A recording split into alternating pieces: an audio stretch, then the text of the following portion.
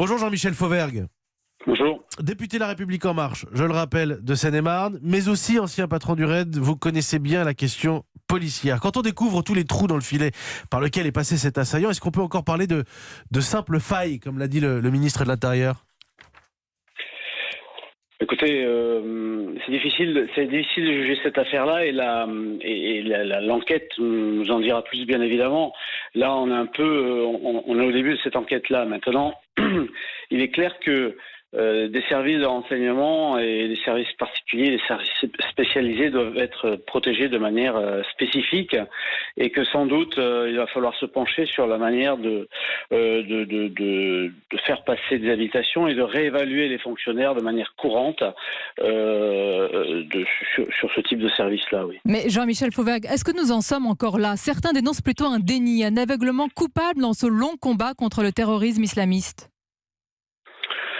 Écoutez, l'aveuglement, l'évolution de la radicalisation en France date de décennies et effectivement, je pense que notre insigne lâcheté à ne pas réagir sur un certain nombre de choses est maintenant payé cash, pas forcément et pas uniquement sur les services de police, mais dans le cadre total de notre société. Il faut lutter contre la radicalisation, il faut lutter contre le salafisme, et il faut maintenant que l'on durcisse le ton. Comment faut-il par exemple criminaliser le salafisme, interdire les organisations liées aux frères musulmans ?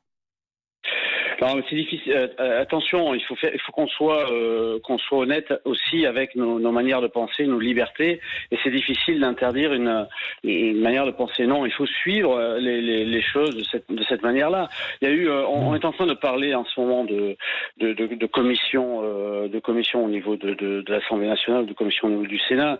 On a eu une excellente. Je tiens à dire qu'on a une excellente mission qui a été menée par les députés Éric Diard et Éric Pouillat sur la radicalisation. Il faut déjà relire ce qui a été mis par les deux députés et par d'autres députés avant eux ou sénateurs et appliquer peut-être ce qu'ils avaient dit il y a quelques mois. Et finir par en tirer des conclusions, des conséquences. Merci Jean-Michel Fauvergue. Je note la lâcheté à ne pas agir sur certaines choses se paye cash, nous dit Jean-Michel Fauvergue ce matin, député La République En Marche en Seine-et-Marne et ancien patron du RAID.